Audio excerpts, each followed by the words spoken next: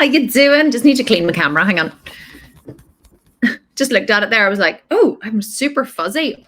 Now I'm just like in high definition. It's so warm here in Belfast at the minute. We literally had 2 months of rain and now it's a lot warmer. But I had to take my top off because honestly, I've just been feeling so warm today. So anyway, I hope you guys are well. Good to see you. Hopefully you enjoyed the...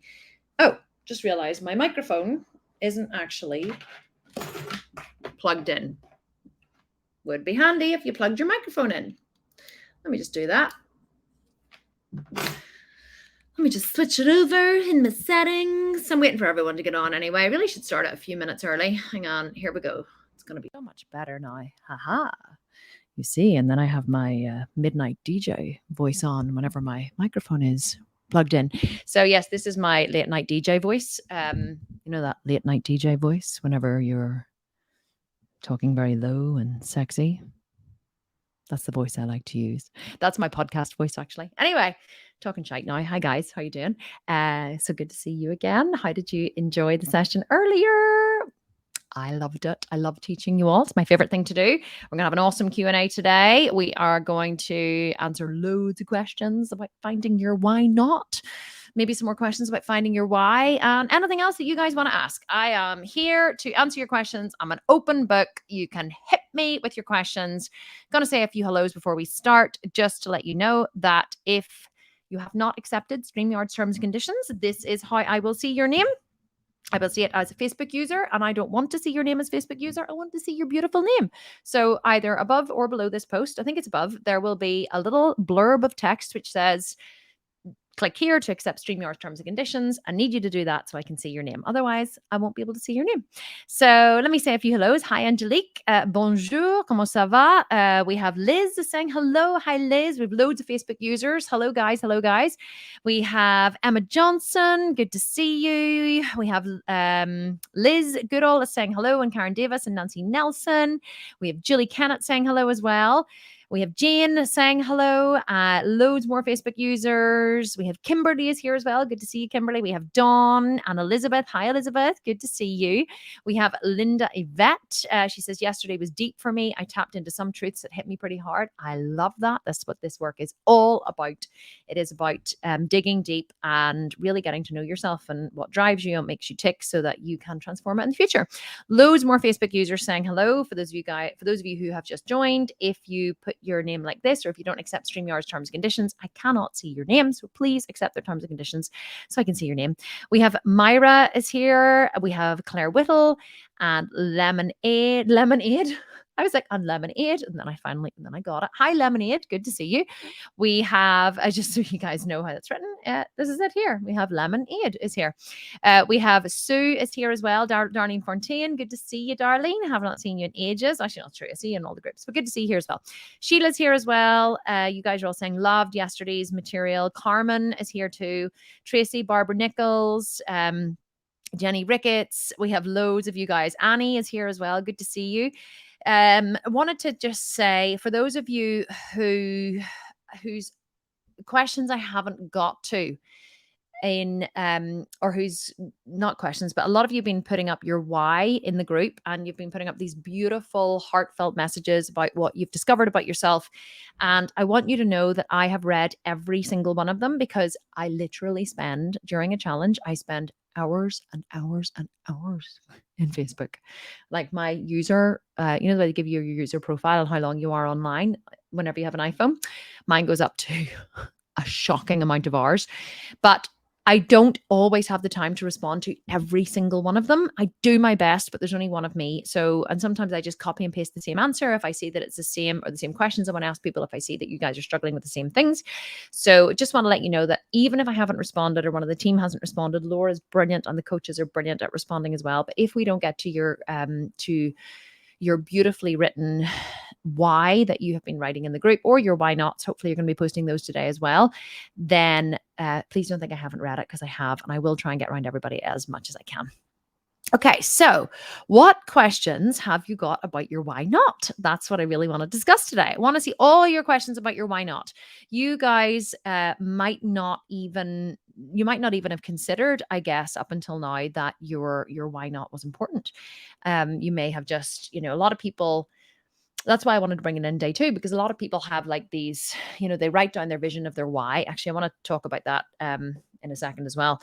Just to recap something from yesterday, a lot of people talk about their why, but they never really look at the reasons that stop them, the reasons why they sabotage, or they don't show up for themselves, or they don't choose what they know they should be choosing. And if you don't look at that, if you don't look at your limitations, then you're never ever going to be successful. Because the thing about moving towards a goal is you have a vision for what you want. And the way I talked about your ideology, so you have your ideology and then you have your body. Your goal, your mind, your ideology comes up with this hypothesis of this thing that you want. I want to be ripped. I want to be shredded. I want to be in amazing shape. I want to be a skydiver. I want to start a business, whatever. So your ideology comes up with that hypothesis, and then what happens is you start to work towards that. You put a plan in place to achieve that, and then what happens is you come up against data, you come up against failure. So it's failure after failure after failure after failure. And those failures, those areas that you fail, those are your why nots. Those are your data points. If once you fail, just a lot of people don't consider that failure. A lot of people don't consider that just as data. They go like, I was chatting to someone earlier and they were saying, oh, I just can't get myself up in the morning. I just, I sometimes I find it really easy and sometimes I find it really hard. And I said to them, well, when do you find it easy and when do you find it hard? And they were like, oh, I find it so easy, whenever the kids are off school and I don't have to get up in the morning and take them to school, and and it's the weather's warm, but I find it really hard when the weather's wet. And she was judging herself for not getting up whenever her kids had to go back to school, because it was busier in the morning. And I said to her, the problem is you've just reached a failure point. It's easier for you to do it when your kids aren't at school; they're off for summer holidays. It's harder for you to do it when the kids are at school, but you just haven't recognized this as a failure point. This is just now a new piece of data. This is now a failure point. This is your why not. You just need to figure out what is the why not.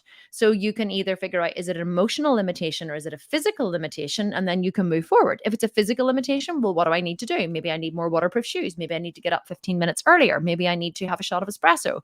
Maybe I need to just recognize it's, shake myself, recognize it's cold outside and it's dark and I can't get out of bed. And so you put a plan in place to overcome that. These are just showing you areas where you're limited, and you want to uncover as many areas where you're limited as you possibly can. Because if you don't uncover these areas, you'll never, ever, ever be able to move forward and be successful. And this is the astonishing thing that I find when I teach people this material, is that we're so wrapped up, because we're so damaged as adults from genuinely bad parenting. Our parents did the best that they possibly could. And if they could have done better, they would have. But because the human race really does not understand how important it is to develop self-awareness and how important failure is, what usually ends up happening is human beings fail, or we hit a failure point and we make it mean something about us. They're like, oh, I just can't get up in the morning. Like, I'm such a failure as a human being. Well, you're not a failure as a human being. Like, why would you be that dramatic? Really? Like, why would it be important to be that dramatic? Why not just say, oh, wow, interesting. I failed to get up this morning. What was the thing that caused the failure? So you look around. Was it my alarm didn't go off? It was dark outside. I didn't realize I would feel this way. When I didn't realize, I've been doing a lot more work and exercise recently and I'm more tired. So what do I need to do to mitigate this? How do I need to make changes in order to make sure that this doesn't happen again? Or maybe it's just a case of pushing through. Oh, wow, I'm now I have more data. I'm going to be tired on the mornings when it's darker or the kids have to go to school or whatever. So I need to develop a strategy to push through. So we don't just see that as a failure point. We go, I am a failure.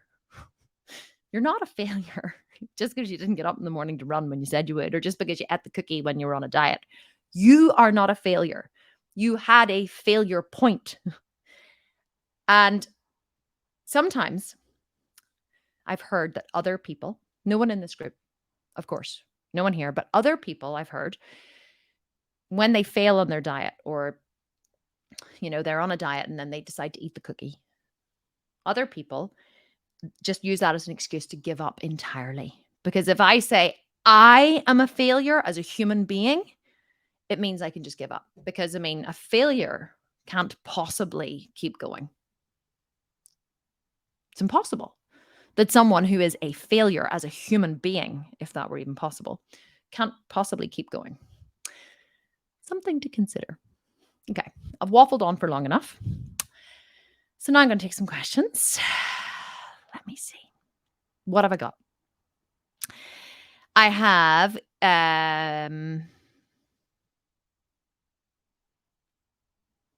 sometimes I have to read them before I put them up.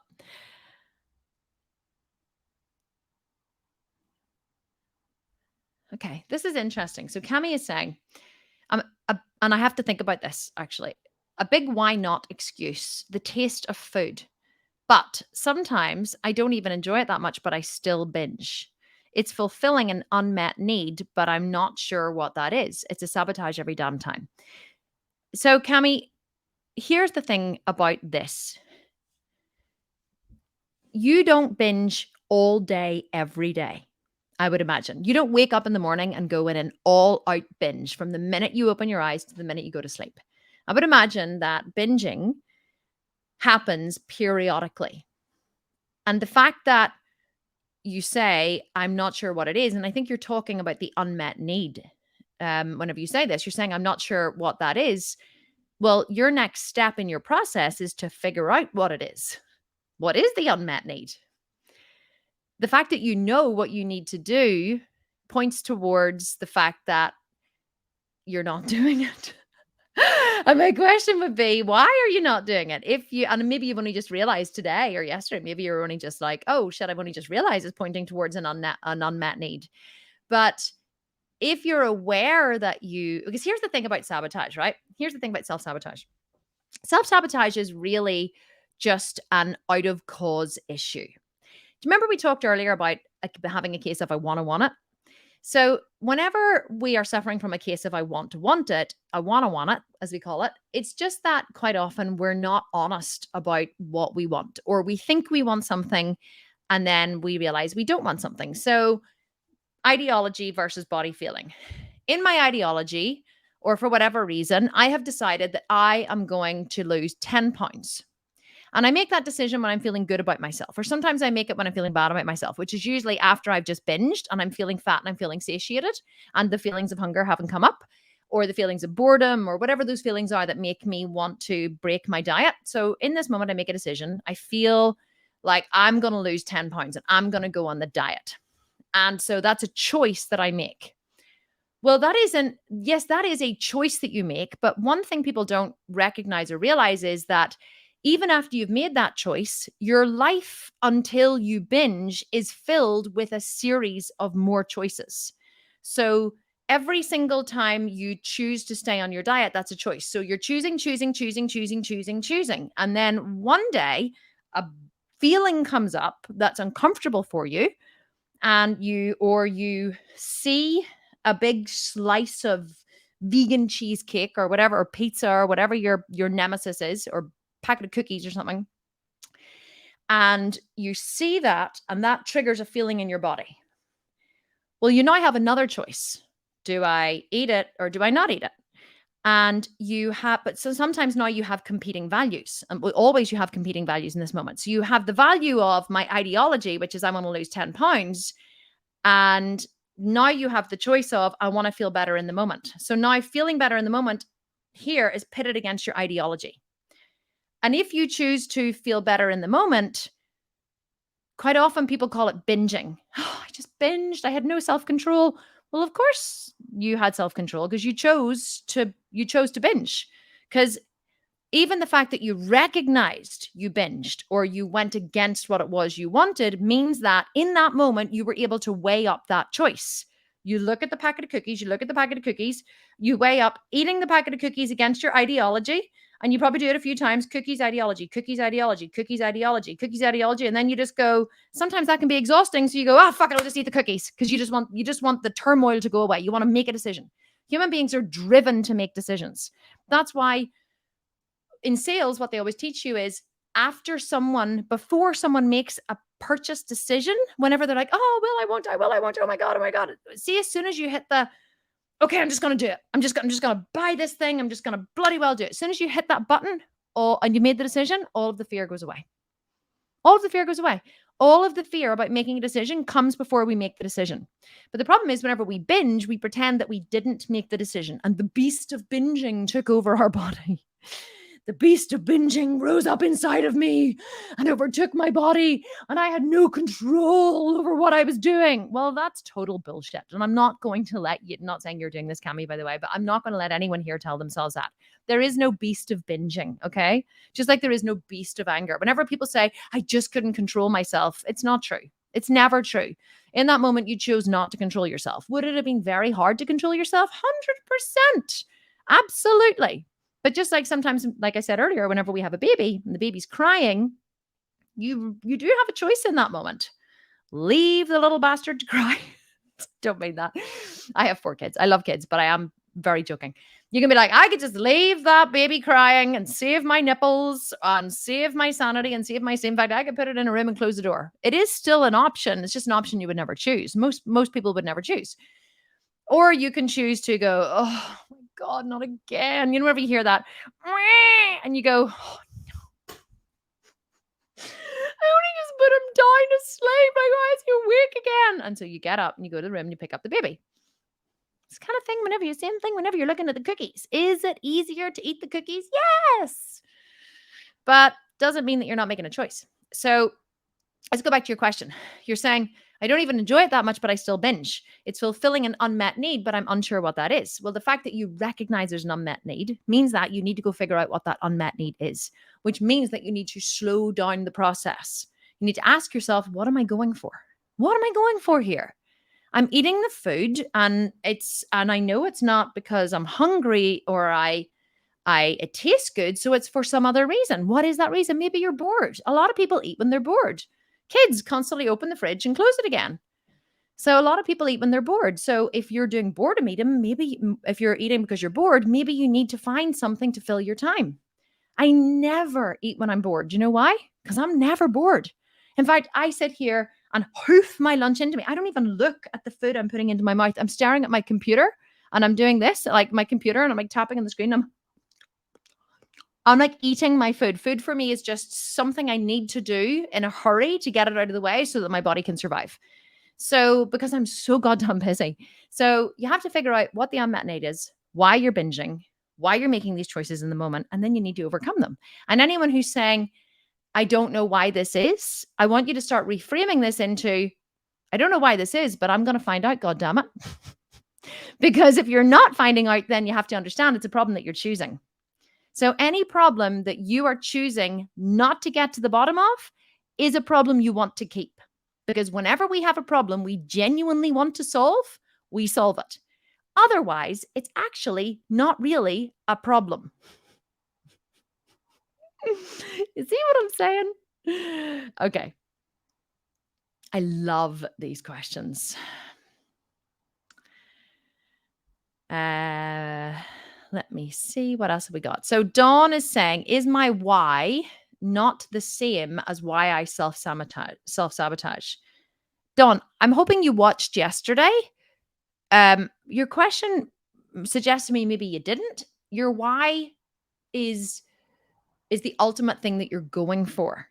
That's not the reason you self-sabotage. Or maybe, oh, sorry, I've misread it. You said, is my why not the same as why I self-sabotage? I read it as, is my why not the same as why I self-sabotage? I read it completely differently. I apologize. Okay, let me start again. Is my why not the same as why I self-sabotage? It can be. But if you think about what I taught earlier in the case of I want it and all the rest of it, it's more just it's really just figuring out what you're going for in the moment, because all of us have these things that we want.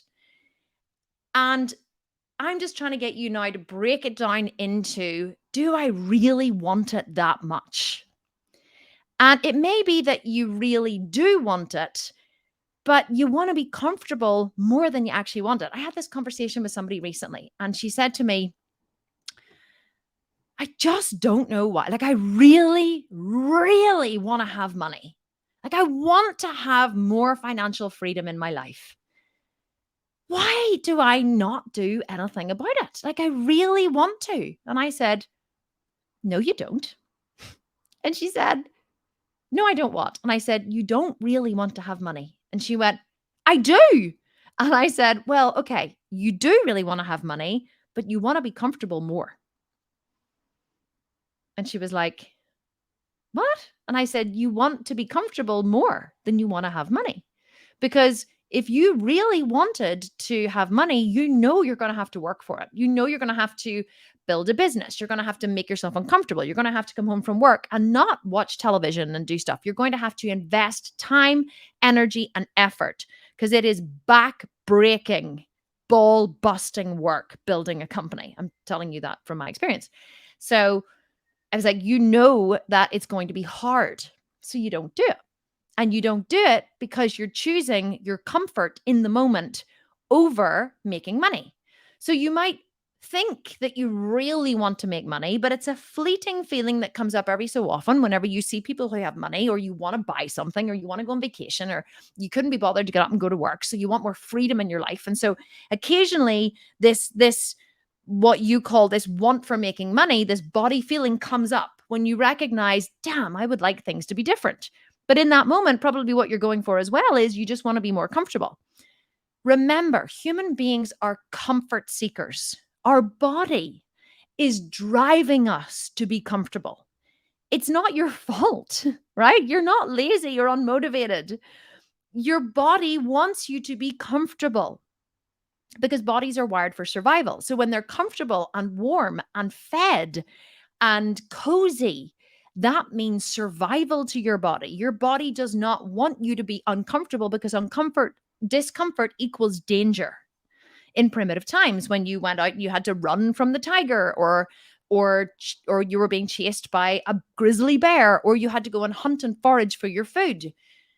Your body doesn't want you to be uncomfortable. It wants you to be comfortable.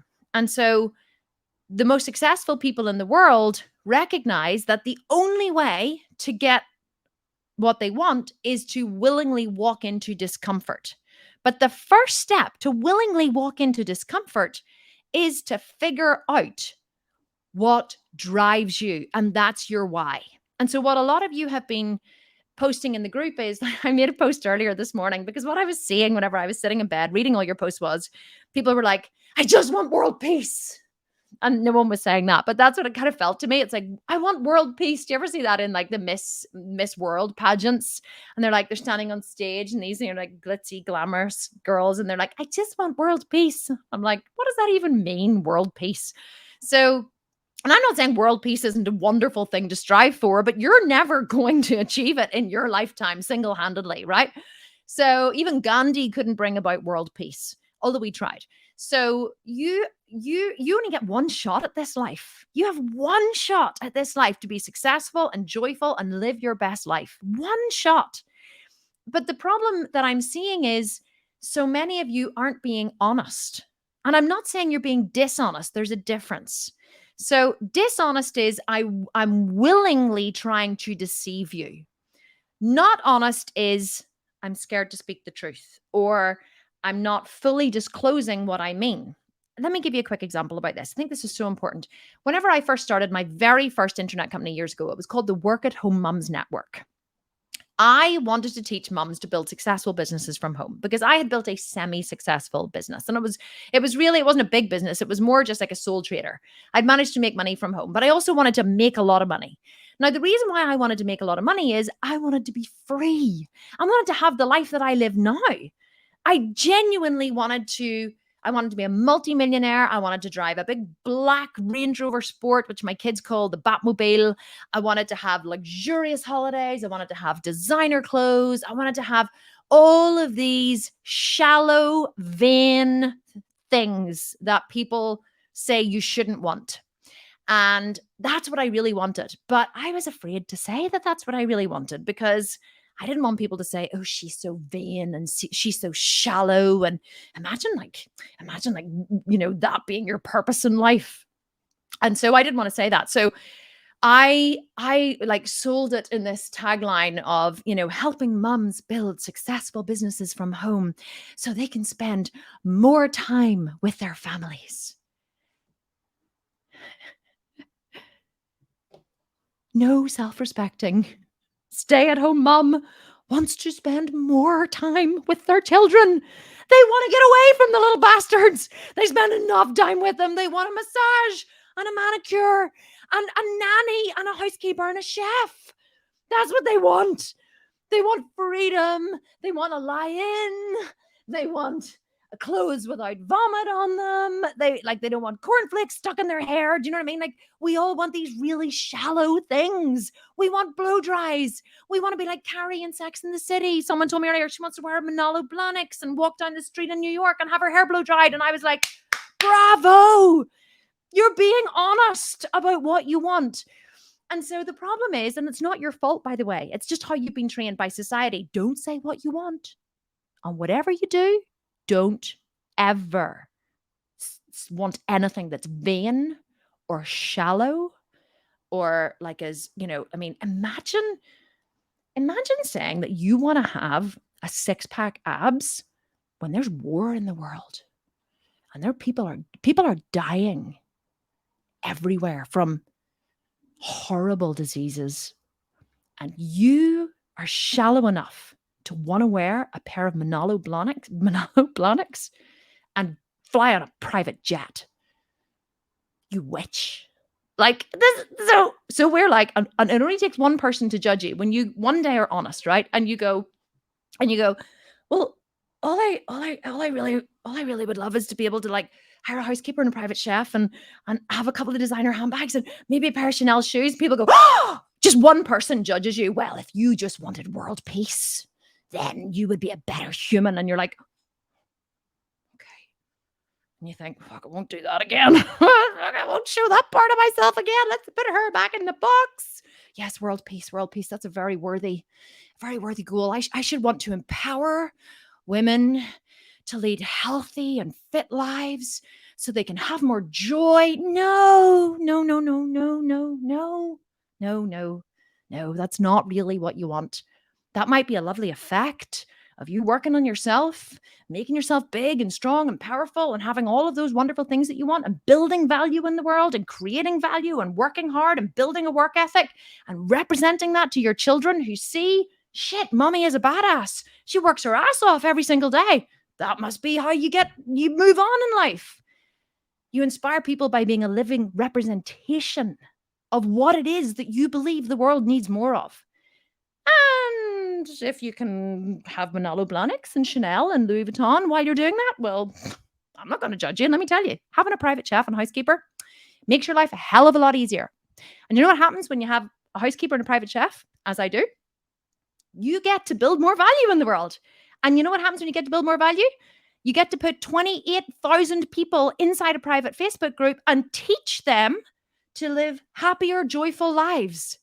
But this was not my goal. Teaching you guys to have better lives was not my goal in the beginning. My goal was, I want to be rich and I want to have a housekeeper and I want to have a private chef and I want to be able to fly first class to Australia and all of these really shallow, vain things that nobody says that you should ever speak out loud because the world does not approve. So just you get back in your box and go for world peace. And I know I'm being dramatic, right? But not in this group. I want the vain, real, juicy parts of yourself that it's not acceptable to bring out anywhere else. It's perfectly acceptable in this group. And if somebody judges you for the thing that you say you want, you have full permission to tell on them. You can snitch on them to me or one of the coaches and we will sweep in and hold them accountable. There's no punishment in this group, but we will ask them, why would you need to put someone else's goal down in order to make yourself feel better? Because if I see you saying that you want to buy Manolo Blahniks and strut down the street in New York after getting a fabulous blow dry to your Michelin star restaurant and someone judges you for it, all you've done is trigger them. You've triggered the part of themselves that goes, no, it's wrong. You shouldn't need that. You shouldn't want that. Psst. So she wants to try and shut you up so she can shut up that little part of herself that popped up and she didn't like.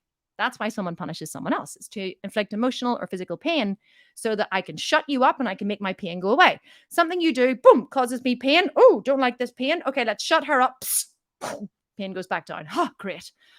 Whew. Nothing to do with the other person. When someone punishes you, it's all about them. It's nothing to do with you. You just happen to stimulate a little part of themselves that was unhealed. Why am I giving you this very long monologue? Because it's so important. The first step to uncovering your why and your why not is personal honesty. So, honestly, for all of those of you who are finding it really, really hard to dig deep into your real why, I just want you to vomit it all out. Honestly, I want you to go back and reword it. Go back and look at that post that you wrote earlier and be like, okay, see what she's saying. Empowering women and world peace and saving the animals. Actually, really what I want is a ripped six-pack abs and a big ass and to wear like nipple tassels and a pair of shorts and dance on a podium in Ibiza. Yeah, it's okay. You can say it here. We're not going to judge you.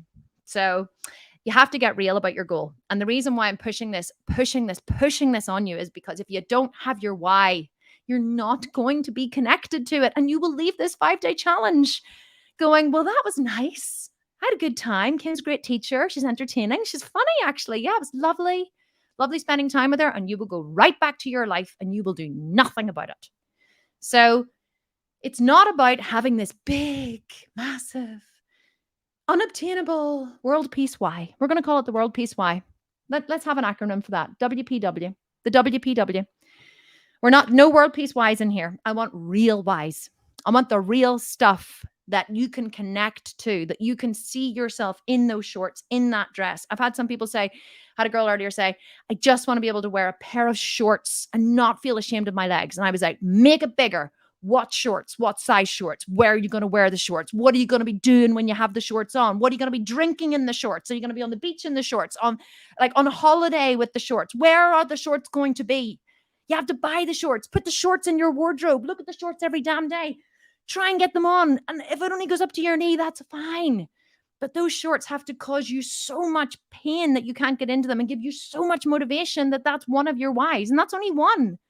It's if you can have 100 whys, that's brilliant. It's not one big, great parochial why. Or parochial is the wrong word. Not one big, great, massive why. Not getting the adjectives today, but you know what I mean.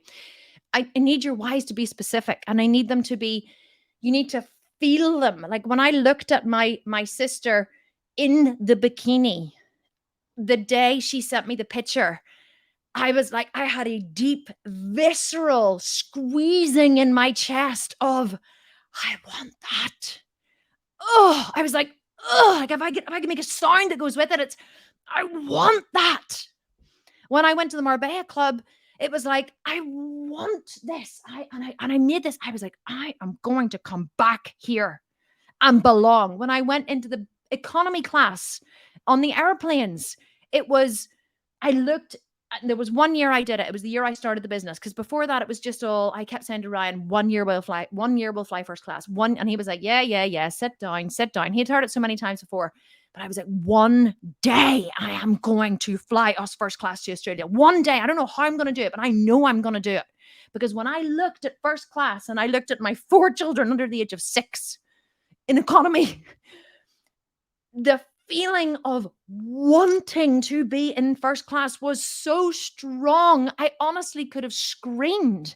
I can bring the feeling up now. It was a choking, squeezing feeling in my chest. I want that so badly. And it was a first class seat. Like it wasn't world pace. Do you know what I mean? But I'm so connected to myself and to my body and to my needs and my wants and my feelings that I'm not ashamed to admit I wanted to go first class. And I've had so many people over the years on the internet judge me for it. White privilege, I've been called. White privilege. Again, doesn't exist here in Northern Ireland. It's a very American thing. Sounds like I judge my fellow Americans, but I don't. You're all a wee bit batshit crazy, but I love you dearly. Just to put it out there. White privilege, I've been called. Shouldn't want to. The fact you can even fly to Australia with 4 children, you should be thankful. You're probably right. Probably should. Probably should have been thankful for 36 hours in economy with 4 children under the age of 5. And I wasn't ungrateful. But the fact that I wasn't ungrateful doesn't mean that I didn't want more. I really did. I wanted to fly first class. And that's what drove me on to start my business. So you have to connect to these things for you.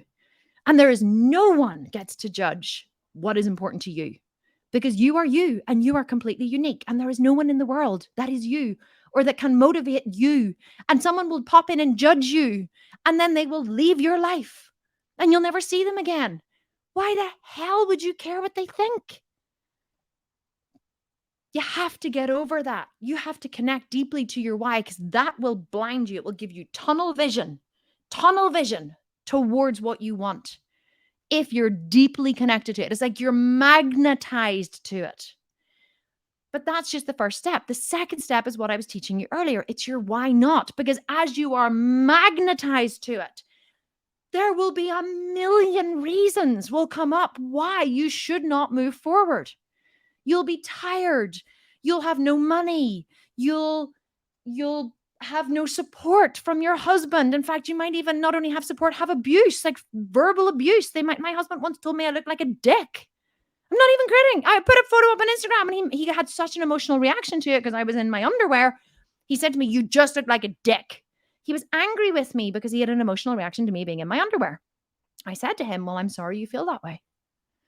What would you like me to do?" And he said, "I want you to take it down." And I said, "I will.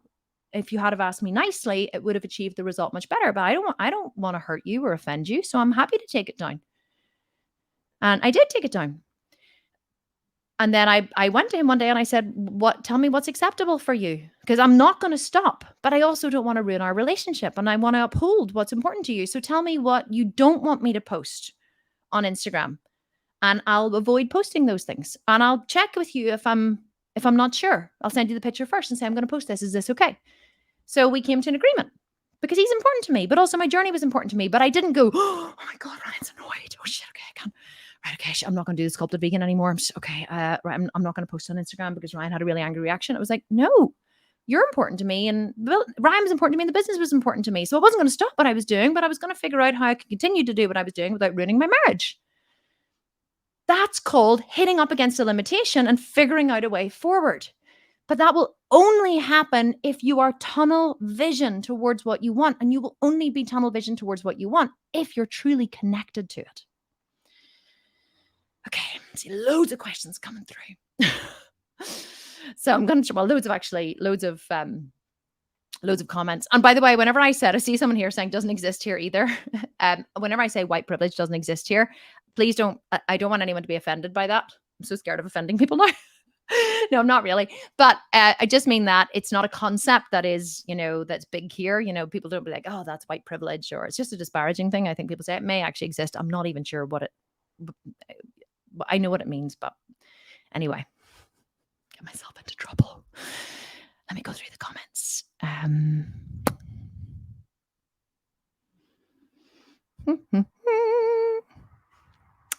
Oh, this is sad, Angelique.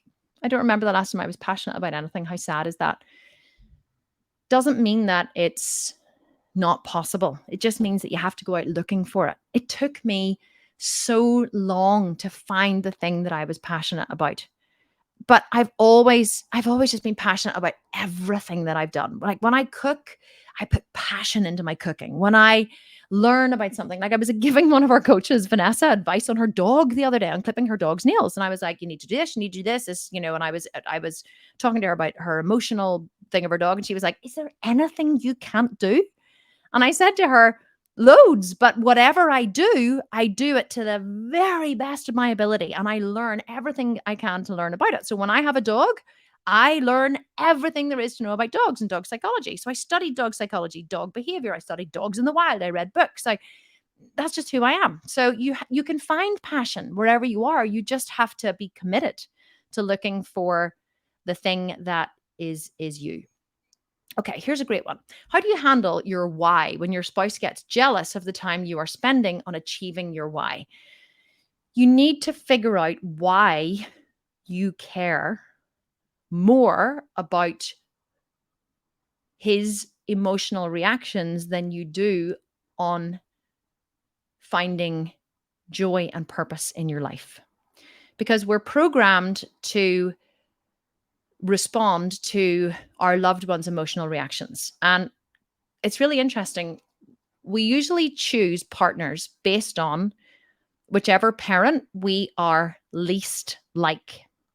So Whenever we grow up, if we have two parents, which many people do, if we have two parents, our parents are usually two different people. And obviously two different people, but they usually have two different types of personalities. And those become the two sides of our crack. But they also become, we are usually more like one parent. And see, whatever parent you think you're most like, it's not that parent, it's the other one. I used to say, oh my goodness, I'm so like my mom. My mom and I are so alike. Now, we are alike in that we share value, but I'm actually much more like my dad. I am emotional. I'm a great salesperson. I am like, I fly off the handle. I don't anymore, but I used to. I am so much more like my dad. But because my dad has so many more traits that I don't like, I didn't think I was like him at all because I didn't like those traits that he had. But actually, those were the traits that I had most myself. It just took me a long time to realize it. So I'm actually least like my mum.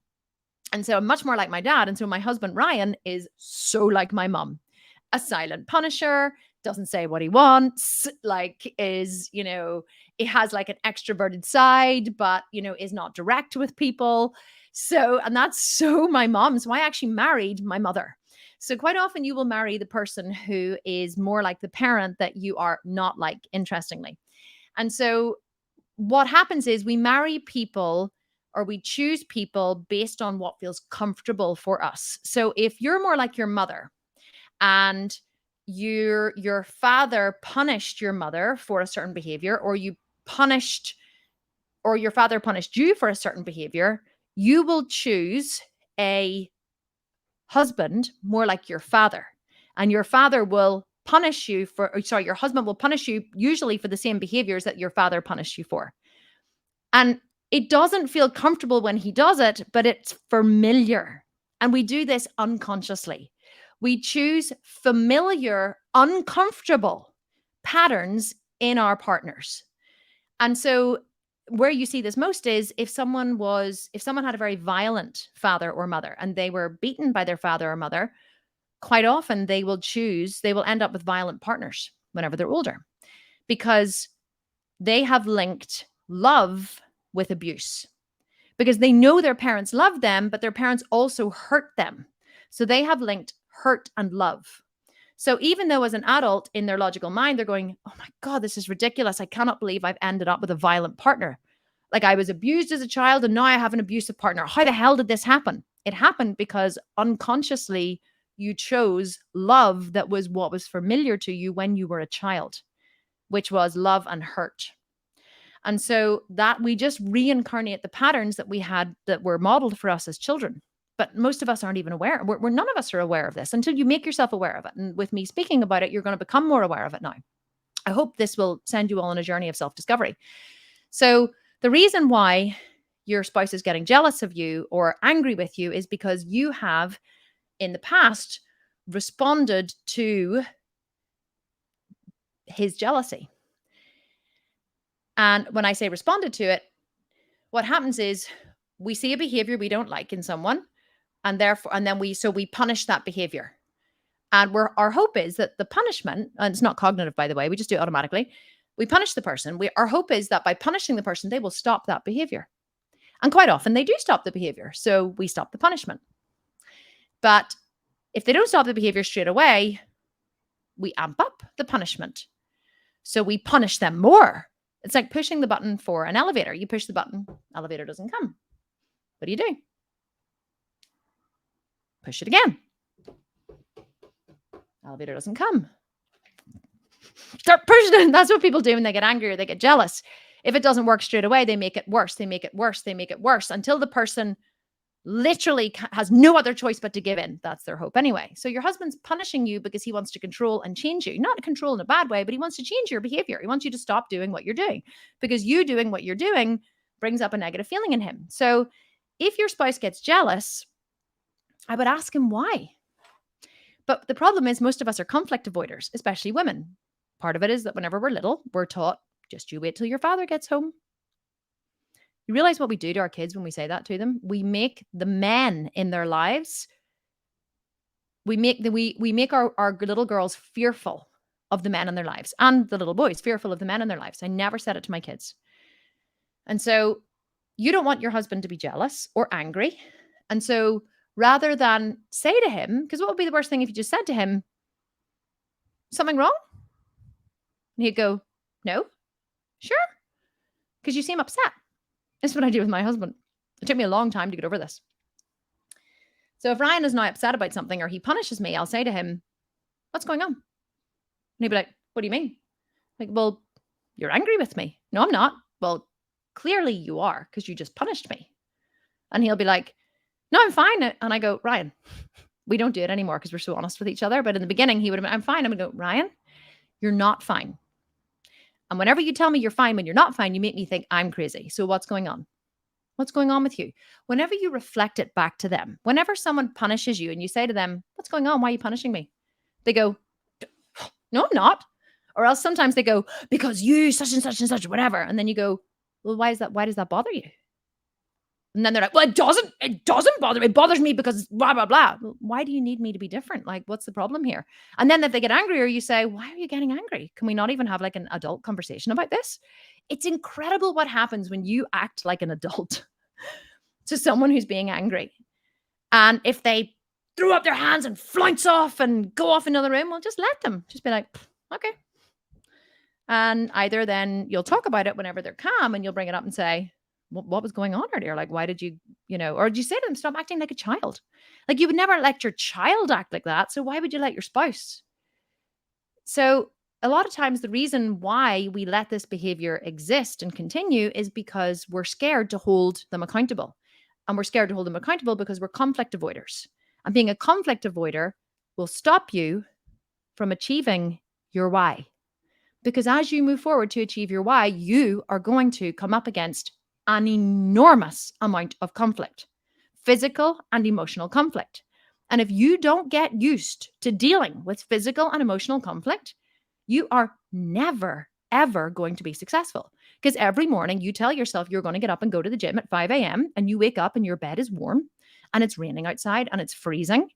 You will be faced with physical and emotional conflict. Your body will do everything to keep you in bed. Everything. But your ideology said you were going to get up and go to the gym. And if you don't learn to overcome conflict, you're never going to be successful. So if you're going to move forward and achieve greatness in your life, or do something worthwhile, or sculpt a killer body, or make $1 million, or even just go on vacation to somewhere exotic that you've always wanted to go to, you're going to come up against conflict. And the best thing that anyone listening to this can do for themselves is learn to overcome or to deal with conflict and to expect that it's going to happen. As you move towards your why, if you have a significant other in your life, there's going to come a time, usually when they're not happy. And why they're not happy is because you're making them uncomfortable. Because in their life, you come home for dinner every night and you guys have built this lovely, comfortable life where you have things that you do together on the weekend. And this is happening in my marriage at the minute. Like, my husband and I, as I become more successful, my life has gotten busier. And Ryan is nearly 52 and he's semi-retired. And he doesn't really have to work that much anymore in his company. And so he spends his days just doing really nice things. I came home from work last night at 7:00 and found him on a massage table in the garden in the sun having reflexology. I messaged my two directors, Jamie and Christina. I was like, Ryan, I've just come home from work. I'm starving at 7 p.m. and Ryan's having reflexology in the garden. It's like, when I die, I want to come back as Ryan Constable. And I fully embrace and support my husband. And he has worked so hard his whole life. And why the fuck should he not have reflexology in the garden? So, but my point is that as I've gotten more successful, I have taken on more and more and more and more things in my life. Like this week, I will not be home for dinner at all this week. And if Ryan's unhappy about that, that's Ryan's problem. And he's not unhappy about it because he completely supports me. But he would have been unhappy about it years ago. But the amazing thing about working towards a goal is people are usually only resistant when you're working towards it. When you've achieved the goal, they actually go, holy shit, you did it. People are only resistant when you're working towards something. Before I was successful, my entire family was against me. Nobody wanted me to do what I was doing. They all tried to stop me for their various reasons, because it meant they couldn't see as much of me and I was never there anymore. And I was going to be standing on stage as Sparty Bikini, and what would people in the golf club say? And Ryan was pissed off because he was having to do more with the kids, and I wasn't available for, like cozy nights in front of the television anymore. I was always busy, and his life was disrupted, and he wasn't happy about it because he couldn't see the benefit. That's why your why has to be strong enough, because no one else in your life is ever going to see the benefit except you. No one has the visceral connection to your why that you do. Only you have it. So you can't expect the people in your life to be happy about it. In fact, what I would say is every single person here working towards their why, if you have some kind of significant other or special person in your life, expect now that they are going to be unhappy. Please just expect it. It's going to happen. They may not be unhappy all the time, but there are going to be periods where they are not happy. Again, this is just not, why would you expect it to be easy? Why would you be surprised when you're threatening someone's comfort? You've been a comfort seeker your entire life. You don't like it when your comfort's threatened. If you did, you would be super successful. Like, none of us like it when our comfort's threatened. We're all comfort seekers. So you can't punish the people in your lives for being comfort seekers when you're not asking them to be uncomfortable and put themselves out for you, because you've been doing that your whole life. It's just now you've decided you want something different. But you have to understand that only you have decided to change. No one around you has changed. So you have to give them a little grace. You have to expect a little bit of discomfort. You can't get defiant or angry, but you can call them on it and say, why does this make you uncomfortable? And then you can say, what's important to you? Like whenever Ryan had emotional reaction to me putting up the photo on Instagram, I said to him, you're important to me, but also so is this. So can we figure out a way that both you and my goal and me can be satisfied? Can we figure out a way we can both get what we want? That's called negotiation. It's called talking. It's called difficult conversations. It's called what is necessary in order to move forward and be successful. But most of us just aren't willing to do it. And that's a problem because we're conflict avoiders. So if you want to achieve anything worthwhile in your life, having the big why and the big dream is great. But that will only keep you going for a short while. What you have to understand is as you move towards this why, there's going to be a big, massive, fat period of conflict and discomfort. But at least if you know that, you can figure out ways to overcome it whenever it happens. What else? Laura's saying Kim has studied human behavior for over 20 years and has worked on herself consistently the same amount of time to overcome her limitations, which is why she can help and connect with ours. It's so true, Laura. I have studied human behavior and the developing brain in children for over 20 years. I have studied all kinds of Ericksonian therapies. I have studied NLP. I have studied stimulus response patterns. I have studied Nietzsche. I have studied, oh my God, not all the greats, but I have studied human behavior for 20 years. That's why I can speak about this so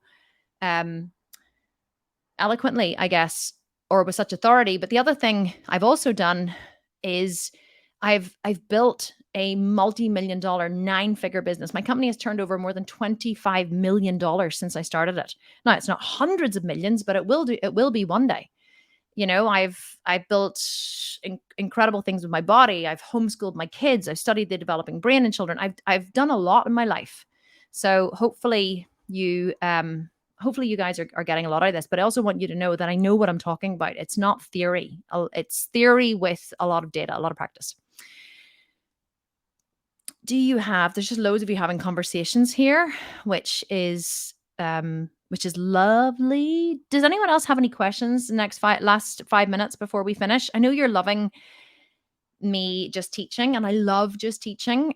Sometimes I satiate a little bit in my teaching, I have to be honest. And sometimes you're like, okay, Kim, this is supposed to be a Q&A and you've done nothing but talk.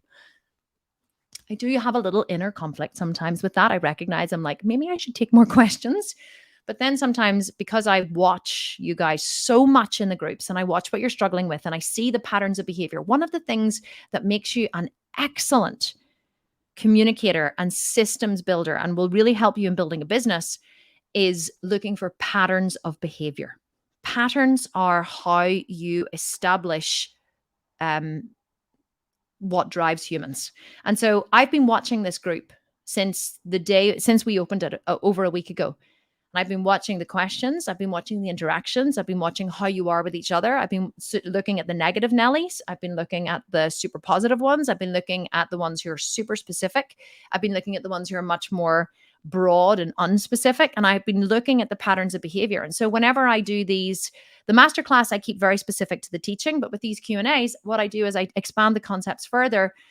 And rather than just answering your direct questions, what I teach you is what I believe you need to know. And I may be off the mark. I'm totally open to being wrong. You may be like, Kim, this is actually super boring, and I wish you'd shut the hell up and just answer my question.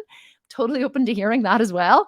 But what I do is I try to give the broader group what it is I believe they need from these teachings, and I get that information from watching your questions in the group. So that's why I do talk a lot, and sometimes I'll go way deep into the concept. But also, I can see there's a lot of conversation happening in the chat, but not huge amounts of specific questions coming up, which tells me you're interested in what I am saying. But if you're not interested, I would love to know. If I want to know everyone's feedback. I don't believe I in any way know the best way forward. I just hypothesize and then I get data.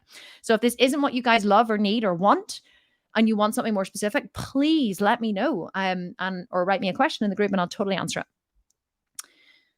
Okay, Minnie Grimes is saying, I'm aware I have a massive tendency towards an all or nothing mentality. Yep, I do too.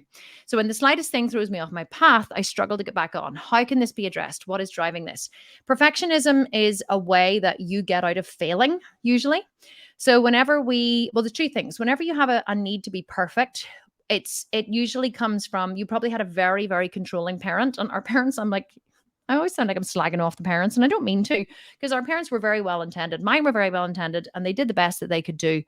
But I had a very, very, very OCD controlling father. And the reason why he was so OCD is because he was massively punished as a young child, very religious family. And so I grew up believing that there was a perfect way to do things. And my drive for perfectionism overcame everything else. But you have to understand two things about a drive for perfectionism. A drive to perfectionism is you needing for something to be a certain way in order for you to feel okay. So if you become obsessed with getting it to be the way it needs to be, in the perfect order, in the way it should be, and it doesn't end up being that way, and you give up, it means that you weren't actually going for the end result, or maybe you thought you were, but your need for perfectionism overcame the end result. And whenever your need for things to be perfect wasn't satisfied, you give up, because your need for things to be perfect is more important than the end result. So you have to train yourself to be more flexible. I had to train myself over the years to just be happy when it was good enough. And I strive for perfection every single day. Like anyone who works for me in the company will tell you, I strive for perfection. But if we don't reach it, I don't strive for perfection. I strive for things to be the best they can possibly be. But if they end up not being the best they can possibly be, and they're good enough to achieve the end result, I'm happy. And I vow to do better next time if that's important to me. So you have to understand when you're starting out what the end result is. And then you have to ask yourself, is the end result possible in reality? You might say to yourself, I want to make $1 million by Christmas. Well, that's a hypothesis you have in your mind. And you might then start towards it and then realize, oh my God, there's no way I can have $1 million by Christmas because I don't have this and this and this and this and this, right? So I'm not even going to try. So you give up rather than reevaluating whether your goal was possible in reality. So you have to ask yourself, what is it you're going for? And then if you fail in your quest, you have to ask yourself, is what I'm going for possible in reality? And it may be that it's not. But that's the first question perfectionists have to ask themselves is, what are you going for? Are you going to satisfy a feeling? And by the way, whenever you're a perfectionist and you're trying to fill the hole of perfectionism, it will never be filled in your entire life ever. Nothing will ever be completely perfect. Something could always be better. So you have to ask yourself, are you going to fill the perfectionist hole, which can never be filled, or are you going for an end result? If you're going for the end result, then you have to ask yourself, was that end result actually possible in reality? Because if it wasn't and you give up, Well, you're just letting yourself off the hook then. You didn't really want it in the first place. Just some food for thought.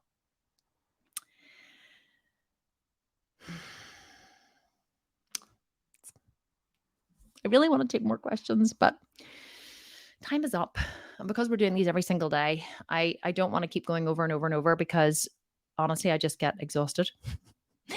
Karen Davis, this is a really good one. What book on human behavior would you recommend? Honestly, I never actually read books on human behavior. I just studied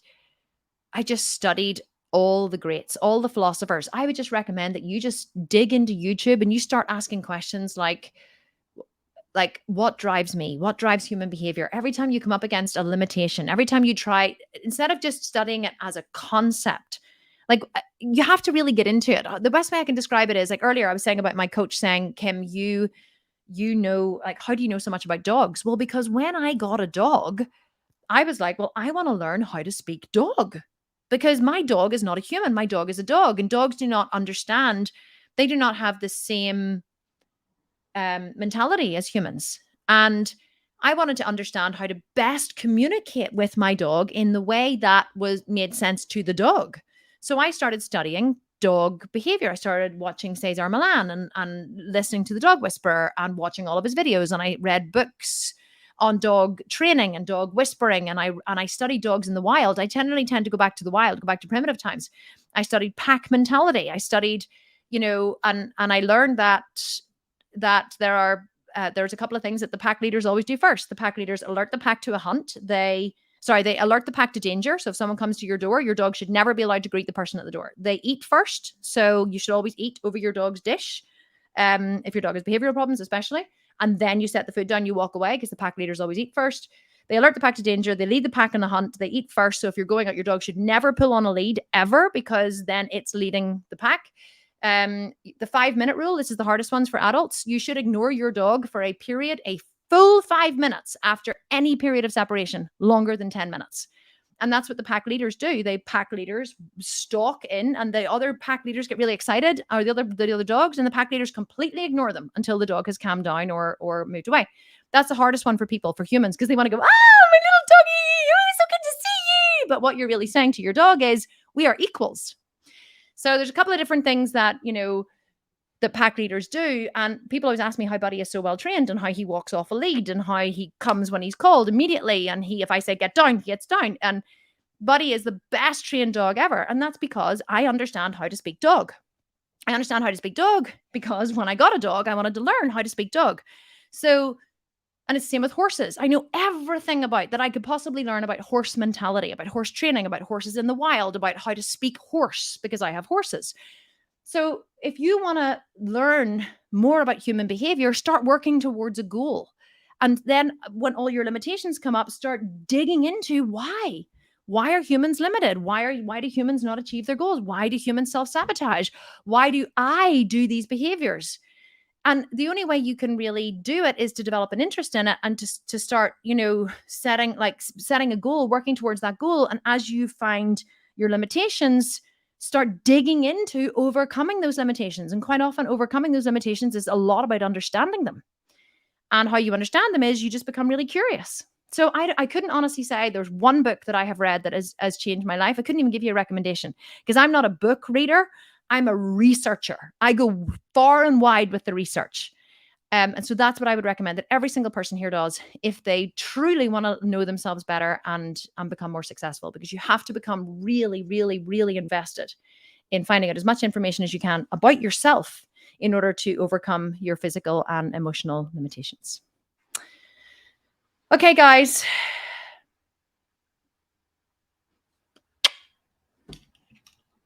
Sending you so much love. Thank you so much for being here today. You've no idea how much I've enjoyed it. Tomorrow, we're going to dig into D-Day. D is all for data. Tomorrow, we're going to start getting real about the situation. It's all been kind of dreamy up until now. Tomorrow, we're going to get real. Thursday, you guys are going to love it. You should see what I have planned for Thursday. It's Motivation 101. It's a cracking session. I cannot wait to teach it. And then Friday, we're going to have something really, really exciting. Really, really exciting. Friday is going to be a party and I'm going to be giving away live on the call. I'm just going to tell you guys here, live on the call on Friday. I'm going to be giving away to anybody who shows up live on the 2 calls on Friday, the first one and the Q&A. We're going to be giving away 1-to-1 sessions. You're going to be able to win 1-to-1 sessions with either me, Mark, or Laura on the 12 o'clock call and the 4 o'clock call. Imagine having like me for an hour on Skype. Make myself sound big-headed here. But it would be pretty cracker, wouldn't it, to be able to like have a 1-to-1 session with me and work on an issue or work on overcoming an issue or get help making a plan. Going to be giving away 1-to-1 sessions. I've never done this before. At midday on Friday and in the 4 p.m. session on Friday as well. Friday is going to be party day. We're probably going to drink champagne. We're going to have party poppers. We're going to have some of these things, and they're going to be giving me PTSD with party poppers all over me. It's going to be a real fiesta here on Friday, so you're not going to want to miss it. Fiesta Friday, we will call it. But I'll see you all tomorrow. Don't get excited about the party yet. See you all tomorrow at midday UK time, and we're going to have more fun then. And thank you so much for showing up for me and for yourselves. Loved being here. Love you all loads. Talk to you tomorrow. Okay, bye.